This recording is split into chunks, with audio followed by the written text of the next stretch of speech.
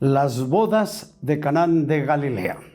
Como siempre, regálenos un comentario, un me gusta. Estaremos siempre para servir. El apóstol Juan, en su capítulo 2, del 1 al 10, hace una narración muy exacta de este evento. Para irle comprendiendo, pues le vamos a dar lectura al mismo. Al tercer día hicieron unas bodas en Canaán de Galilea y estaba ahí la madre de Jesús. Y fue también llamado Jesús y sus discípulos a las bodas. Y faltando el vino, la madre de Jesús le dijo: vino no tienen. Dícele Jesús: ¿qué tengo yo contigo, mujer? Aún no ha venido mi hora. Su madre dice a los que servían: haced todo lo que él os dijere. Y estaban allí 6 tinajuelas de piedra para agua, conforme a la purificación de los judíos, que cabían en cada una 2 o 3 cántaros. Díceles Jesús: henchid estas tinajuelas de agua, e hinchiéronlas hasta arriba. Y díceles: sacad ahora, presentad al maestresala. Presentáronle, y como el maestresala gustó el agua hecha vino, que no sabía de dónde era, mas lo sabían los sirvientes que habían sacado el agua, el maestresala llama al esposo y le dice: todo hombre pone primero el buen vino, y cuando están satisfechos, entonces lo que es peor, mas tú has guardado el buen vino hasta ahora. Bien, pues trabajaremos sobre este asunto y trataremos de desglosarlo de una manera firme, de una manera teológica. Lo vamos a abordar sobre 3 líneas. Una es las características de la boda en un aspecto natural. 2, lo que algunas corrientes religiosas piensan. 3, su propósito teológico del milagro. Son 3 cosas completamente diferentes. Empezamos con la primera. Era una boda natural, común, del tiempo, de un aspecto social, pero se intuye que los que hicieron la boda, alguna relación familiar tenían con María y con el mismo Jesús. Porque de otra manera, pues ni María hubiera asistido y mucho menos Jesús. Bueno, entrando a las características de la boda, como dije, eso es lo que nos debe quedar grabado en la mente, que no es un acontecimiento alejado de las costumbres de aquel momento, donde el agua, Jesús, la convierte en vino. Pero veamos una cosa. ¿Cómo es que la convierte en vino si Jesús sabía que ya estaban satisfechos, como quien dice, subida su mente por el vino y se lo habían agotado, se lo habían acabado? ¿Cómo es que Jesús se preocupa por cubrir esa necesidad para que tomaran más, para que se pusieran más alegres? Creo que esa no es la función de Cristo. Y Cristo, cuando asiste a las bodas, no llevaba esa mentalidad. ¿Por qué? Desde el Antiguo Testamento, allá en Proverbios, dice: no mires el vino cuando rojea, porque te será como una serpiente que te pica, te envenena. Está en contra. Es en el Antiguo Testamento.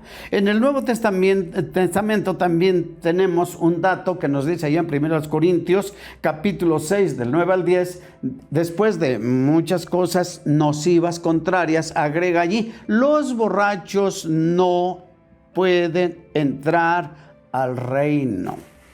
Note usted, si esas son las evidencias que el mismo Cristo dice a través del apóstol, a través del Antiguo Testamento, ¿cómo Cristo iba a fomentar el vino para que se embriagaran más? Creo que no es por ahí. ¿Con qué interés iría entonces Jesús? ¿Tendría un interés de ir a comer? ¿Tendría un interés de ir a socializarse solamente? Usted y yo entendemos que por ahí no caminaba Jesús. Sin embargo, lo que tenemos que entender que Jesús tenía otros propósitos mucho más grandes, correcto. lo que algunas corrientes religiosas predican, enseñan. Bueno, dicen que este acto, que este evento, pues fue para enseñar que todos nos debemos de preocupar por los demás. Un criterio respetable. Otro, pues que fue para llevarnos a Cristo. También respetable. Y dicen, bueno, es que Jesús hizo ese evento, que vieran la gente y mayormente los discípulos, para que la fe de los discípulos se hiciera más fuerte. Bueno, como dije, se respeta.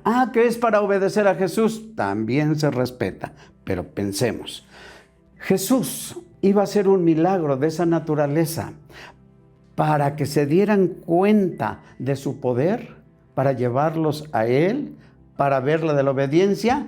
Es mucho milagro, es mucho el evento para esos propósitos. Creo que no estamos de acuerdo. El propósito realmente de Cristo fue teológico, que aprovechó Jesús aquel momento para dar una enseñanza de carácter doctrinal, de carácter teológico. Eso es lo que se debe entender. ¿Por qué? Dice, en el 2:10, todos ponen el buen vino al principio. Y cuando ya están tomados para que nos entendamos, ya ponen el vino, ya el más corriente. Bueno, lo que está dando a entender allí Jesús, que el Antiguo Testamento, la enseñanza de Moisés, es un vino que era bueno. Es una enseñanza correcta. La enseñanza de Moisés no brotó de sí mismo. La enseñanza de Moisés vino de Dios para aquel tiempo. Y ese vino era bueno, también venía de Dios. Pero aquel vino fue superado por el mejor vino que llegó en Cristo Jesús. El sacrificio de los animales era un vino viejo, pero el sacrificio de Cristo fue un vino nuevo. El cordero de allá era un vino viejo, pero el cordero que quita el pecado del mundo es un vino nuevo, una doctrina que enseña la salvación en otros, ahora sí que en otros aspectos, ¿correcto? Nosotros tenemos que tener la confianza y la seguridad de que el Señor estaba caminando por el lado correcto. Entonces dicen, bueno, es que ya no tienen vino, ya no tenían enseñanza, ya no tenían doctrina, pero ahora la doctrina viene en Cristo Jesús. Por eso dice que allá era la sombra y acá era la realidad. ¿Correcto? Ahora, veamos. Vamos a ver en la Biblia si esto es cierto. En Hechos capítulo 13, versículo 39, está la respuesta. Dice, y de todo lo que por la ley de Moisés no pudisteis ser justificados en este. ¿Quién? Pues Jesús. En este es justificado todo aquel que él creyere. Ahí lo tiene usted. Aquel vino representado por los ritos, las ceremonias de Moisés, tuvo su objetivo, tuvo su propósito, anunciar al Cristo del futuro. Pero fue un vino que al llegar Cristo Jesús dejó de funcionar ese vino, porque el vino que traía Jesús pues era mejor. Y ese mejor pues es la doctrina, la enseñanza, el perdón, el amor, muchas cosas. ¿Correcto? Ahora, en Gálatas capítulo 5 versículo 4, hablando allí de la circuncisión, dice, los que quieran obedecer la ley se pierden de la gracia en Cristo Jesús. No está hablando de los 10 mandamientos, está hablando de la ley de Moisés que escribió Moisés. Los 10 mandamientos no los escribió Moisés.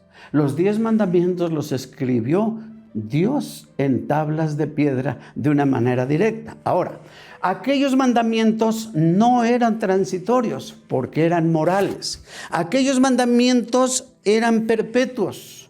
Los de Moisés eran transitorios, eran rituales porque señalaban un punto de enseñanza que iba a caducar. Era el vino viejo y vino el vino nuevo. ¿Cómo lo vemos? Pues lo que ya hemos dicho muchas veces. Hebreos 10:1 dice que todas aquellas cosas solamente fueron una sombra de lo que estaba por venir, nada más. Hebreos 10:1. Pero le voy a leer en Hebreos capítulo 10, versículo 9, algo que lo explica de una manera fehaciente, de una manera total. Diciendo arriba, sacrificios y presentes y holocaustos y expiaciones por el pecado, no quisiste. Se acabó. Usted léalo y dice, no, ya no es por ahí. Vea, entonces dijo, heme aquí, para que se haga, oh Dios, tu voluntad. Quita lo primero. ¿Cuál es lo primero? Pues el vino antiguo, los ritos y ceremonias de Moisés, que solamente tenían un cometido hacia el futuro, pero que eran transitorias y que iban a caducar. El sacrificio de Cristo no. Ahora vea otra vez. Entonces dijo, heme aquí, para que haga Dios tu voluntad. Quita lo primero para establecer lo postrero. ¿Y cuál es lo primero? Lo tenemos en el verso 6 en adelante. Holocaustos y expiaciones por el pecado no te agradaron.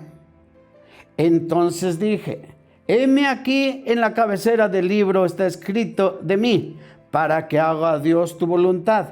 Diciendo arriba, sacrificios y presentes y holocaustos y expiaciones por el pecado no quisiste, ni te agradaron, las cuales cosas se ofrecen según la ley. ¿De los 10 mandamientos? ¿La ley de los 10 mandamientos habla de sacrificios? No. Está hablando de la ley ritual, la ley que habla de los ritos, de los sacrificios, de las sentencias, de todas esas cosas que eran transitorias, pero no la ley de los 10 mandamientos. No la ley de los 10 mandamientos. Y por último, en el verso 10 dice, que lo leímos en otro estudio pasado, en la cual voluntad somos santificados por la ofrenda del cuerpo de Jesucristo hecha una sola vez. Ese sacrificio vino a quitar aquellos mandamientos, aquella ley transitoria, pero no la ley de los 10 mandamientos, que en un momento posterior lo habremos de estudiar. Por último, es pertinente aclarar, ¿verdad?, como lo estoy haciendo, que la ley de Moisés es una, porque él la escribió, por orden de Dios desde luego, pero él la escribió en un libro que posteriormente estudiaremos. Pero la ley de los 10 mandamientos, esa no, esa la escribió Dios de una manera directa. Y hago este razonamiento. La ley de los 10 mandamientos es de carácter espiritual, moral. Y esa ley espiritual no empezó del Sinaí para adelante. Esa ley empezó desde el Edén. Fue el hombre hecho con aquella ley incrustada en su ser. Y la ley de Moisés fue escrita 1491 años antes de Cristo. Una diferencia en tiempo más o menos de 2500 años aproximadamente. No tiene que ver ni lo uno ni lo otro. Imagínese usted. En Romanos capítulo 3, verso 31, dice, ¿la fe puede anular la ley? No. La fe justifica y hace valer la ley. En una parte. En otra parte también dice allí, luego, la ley sirve para justificar. ¿Cómo se va a justificar con una ley que quedó abolida? ¿Cómo la fe se va a autentizar la ley si la ley quedó anulada? No, esa ley no está anulada. ¿De qué entonces si iba a estar anulada? ¿Por qué Cristo Jesús dijo así? Si me amáis, guardad mis mandamientos. Pues no tenía por qué decir esas cosas. Y Pablo autentiza la ley, ¿verdad? Y no dice que está abolida. Por eso debemos nosotros de entender el pensamiento bíblico para no caer en interpretaciones, digamos, personales, sino que se tiene uno que ir a la interpretación que nos obliga el contexto global de las Sagradas Escrituras. Con esto entendemos que somos justificados ya no por aquella ley porque tenía sentencia. Ahí tiene usted la mujer adúltera, ¿verdad? Ni yo te condeno, vete y no peques más. Dios quitó la sentencia, Jesús le quita la sentencia, pero no quita el mandamiento. El mandamiento le dice, vete y no peques más. No sigas violando la ley, porque la ley está vigente. ¿Por qué está vigente? Porque es espiritual, porque es moral. Entonces eso es permanente, eso no es transitoria. Lo seguimos invitando, ¿verdad?, a que nos siga escuchando, siga viendo estos pequeños estudios, le van a servir de muchísimo. El próximo estudio me llama la atención sobre este tema, que extendamos el asunto de aquella ley que se quita y aquella ley que no se quita. Sería muy saludable porque nos apoyaría en el tema, en la comprensión de este estudio. Este estudio es similar al pasado, el rico y Lázaro, que se interpreta que de un hombre rico y un hombre pobre. No, estaba en el estudio pasado, se desglosó y es algo similar. Lo invitamos, como siempre, síganos escuchando. Síganos escuchando, regálenos un me gusta, un comentario. Estaremos siempre para servirle. Compártalo si cree que es útil. Que Dios le bendiga a usted. Hasta la próxima.